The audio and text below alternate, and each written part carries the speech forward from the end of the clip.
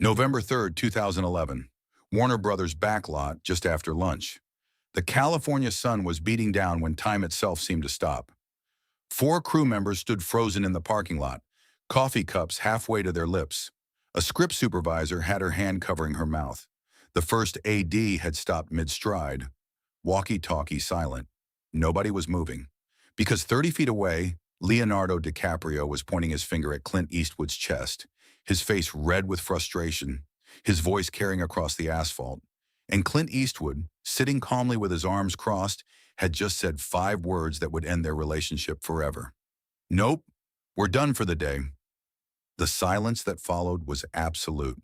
Not the comfortable silence of a film set between takes. This was the silence of a car crash, the silence of watching something break.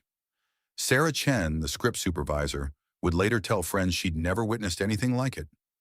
"It wasn't a fight," she said. "It was worse.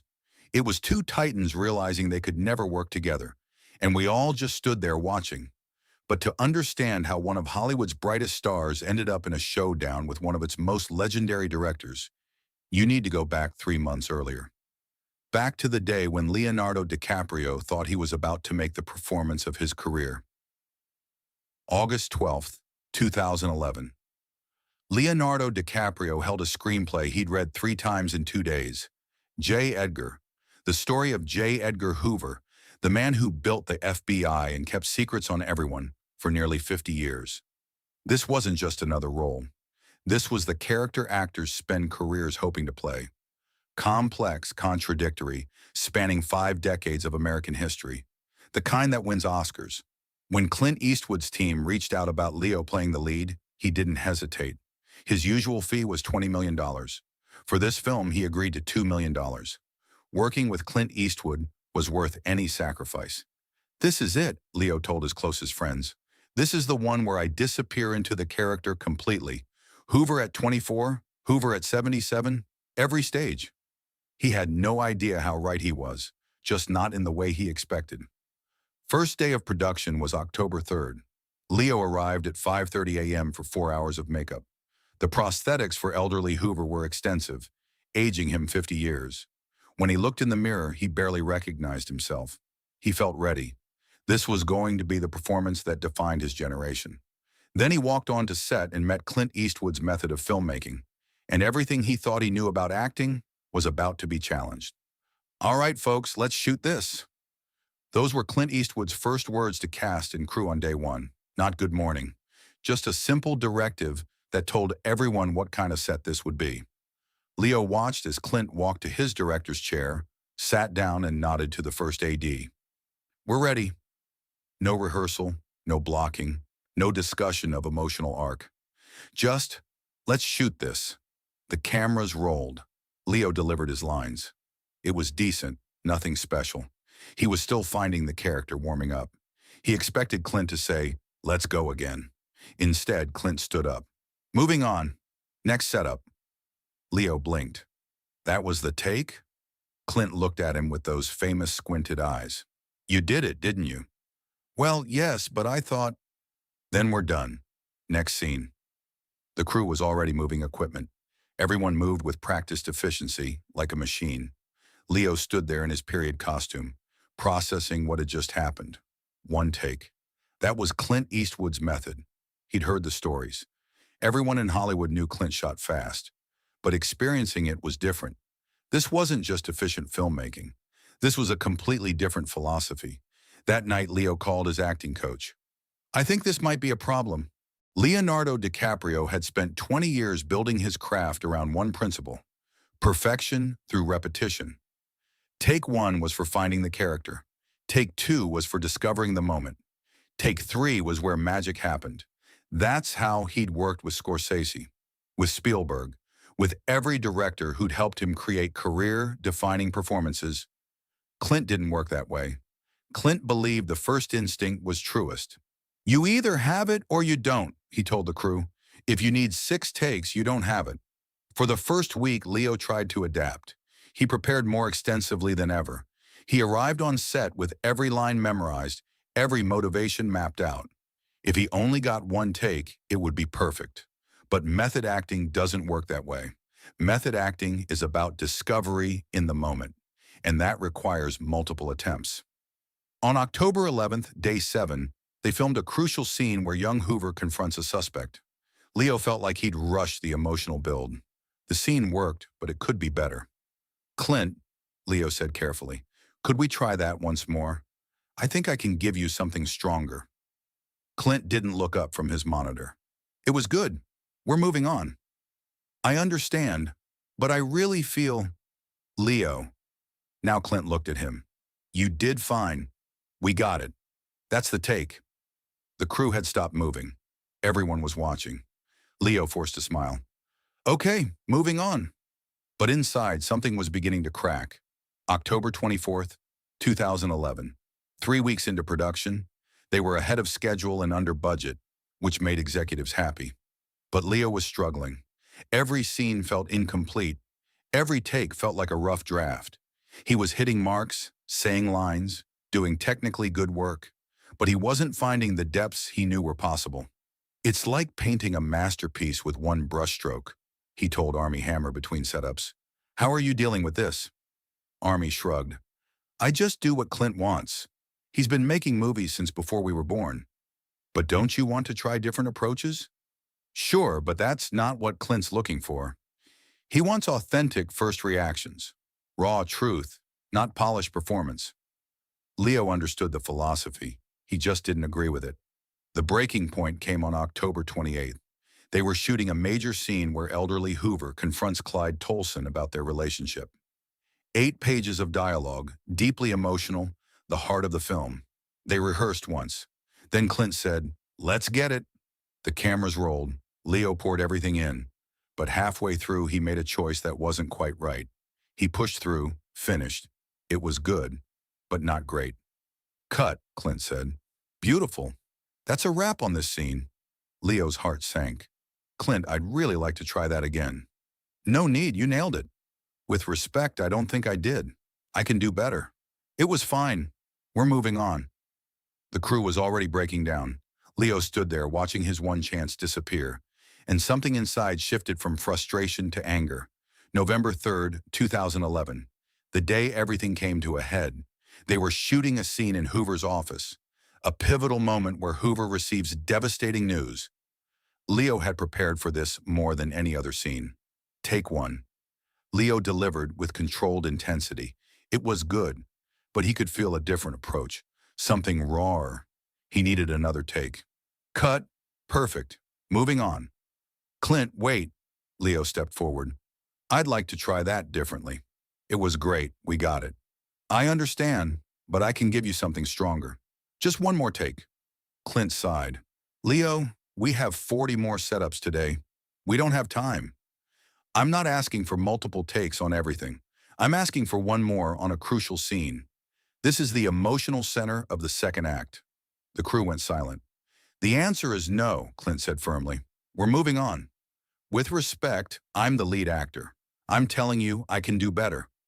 Clint stood up. At 81, he seemed 10 feet tall. And I'm the director, and I'm telling you we're done. Leo felt heat rising in his face. 4 weeks of frustration came boiling up. This isn't how filmmaking works. You can't just settle for the first thing. I'm not settling, I'm choosing. There's a difference. You're rushing. You're not giving the material the time it deserves. And you're overthinking. This is cinema.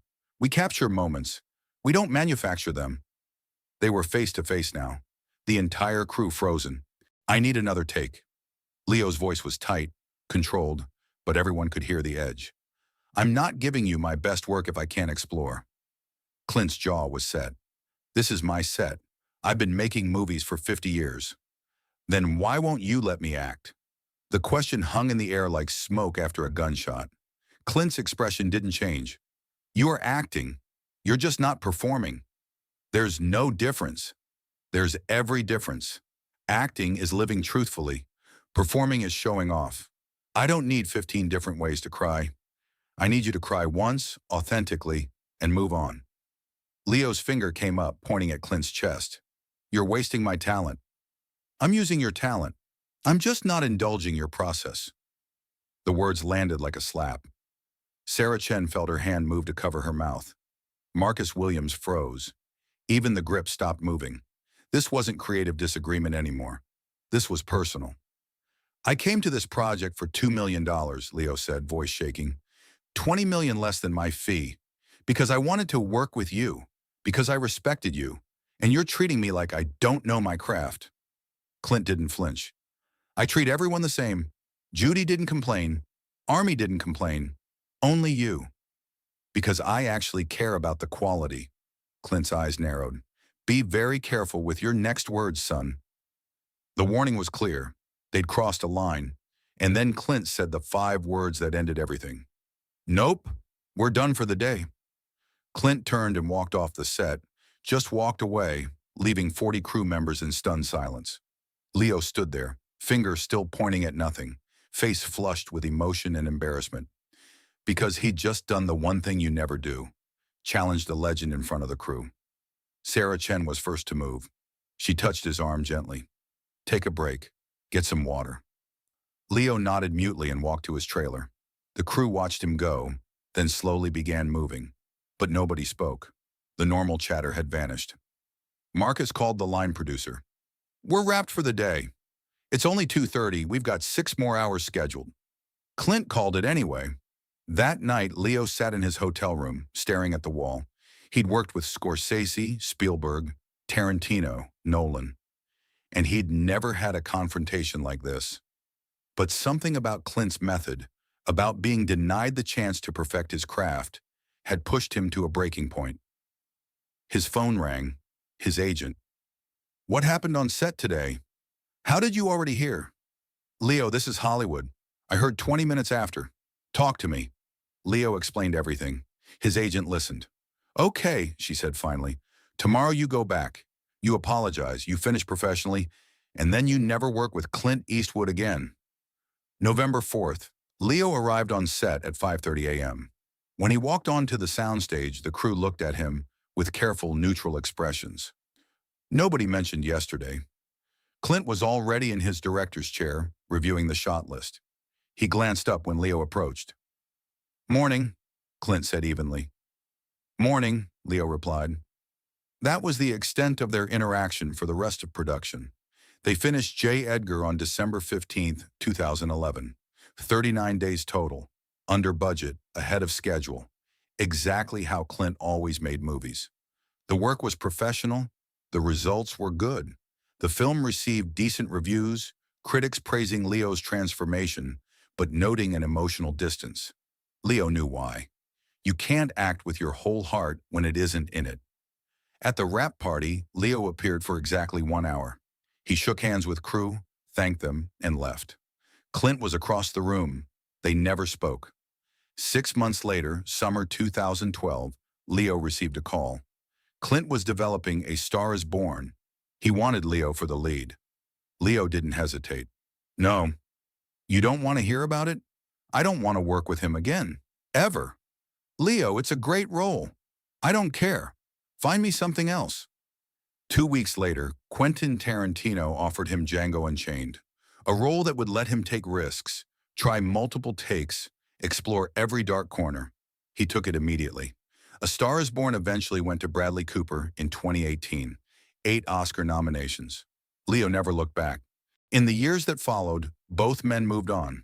Clint continued making films his way, wrapping projects in weeks. Leo continued building his legacy with directors who valued his process. They never worked together again. They never spoke publicly about what happened. But in Hollywood, everyone knew. Armie Hammer in a 2013 interview. Clint's method is very specific. It's not for everyone. Some actors thrive. Others need more space. Judi Dench was more direct. Clint says, in your own time instead of action, but what he really means is, you get one chance, don't fuck it up. In 2019, a journalist asked Leo if he'd ever consider working with Clint again. He smiled politely. Clint's a legend, but we have very different approaches. Sometimes those approaches are compatible. Sometimes they're not. The most diplomatic non-answer in Hollywood history. The truth is more complex. It's the story of 2 men, both masters, both absolutely certain of their methods, both unwilling to compromise. Old Hollywood meeting new Hollywood and discovering they couldn't coexist. Clint believed in capturing lightning in a bottle. Leo believed in creating lightning through careful construction. Neither was wrong. They were just incompatible. The J. Edgar confrontation became a cautionary tale, a reminder that even the biggest stars and most legendary directors are human. That ego and artistry can clash, that sometimes the most talented people simply can't work together. November 3rd, 2011, the day Leonardo DiCaprio pointed his finger at Clint Eastwood and demanded another take. The day Clint said, "Nope, we're done," and walked away. The day a professional relationship ended before it began. Two legends, one set, and a silence that said everything.